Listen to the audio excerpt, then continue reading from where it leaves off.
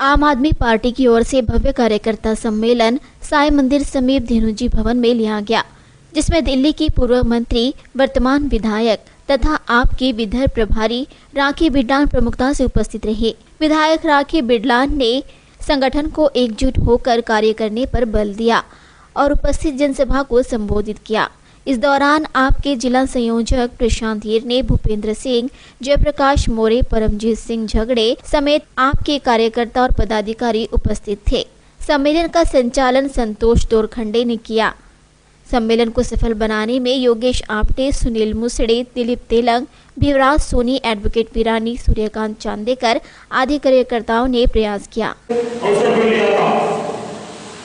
उसके पश्चात जैसे दिल्ली से इंस्ट्रक्शन आई कि स्वामीनाथन आयोग लागू करने के लिए जो मोदी जी ने वचन दिया था इलेक्शन के पहले, उसको लागू नहीं किया जा रहा था।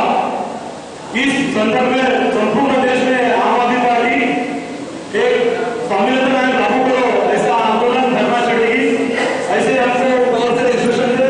उसके अंतर्गत हमने स्वामीनाथन आयोग लागू करो इस संदर्भ में हमने धरना आंदोलन दिया था।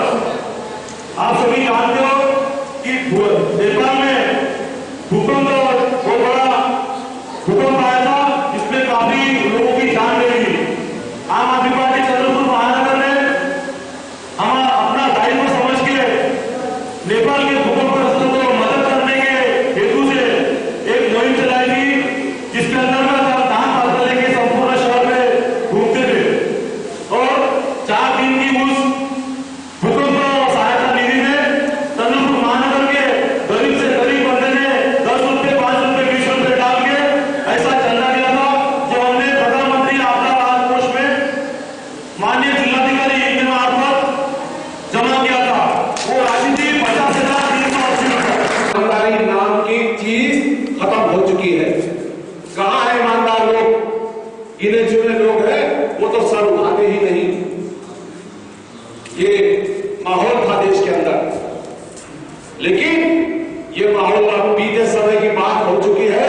आज इस देश के अंदर इतने ईमानदार लोग यहां पर बैठे हैं। हम लोगों ने ये करके दिखाया, आम आदमी पार्टी ने ये करके दिखाया, अरविंद केजरीवाल की सच्चाई ने ये करके दिखाया कि इस देश के नागरिक के अंदर अभी भी ईमानदारी और सच्चाई का जज्बा जिंदा है।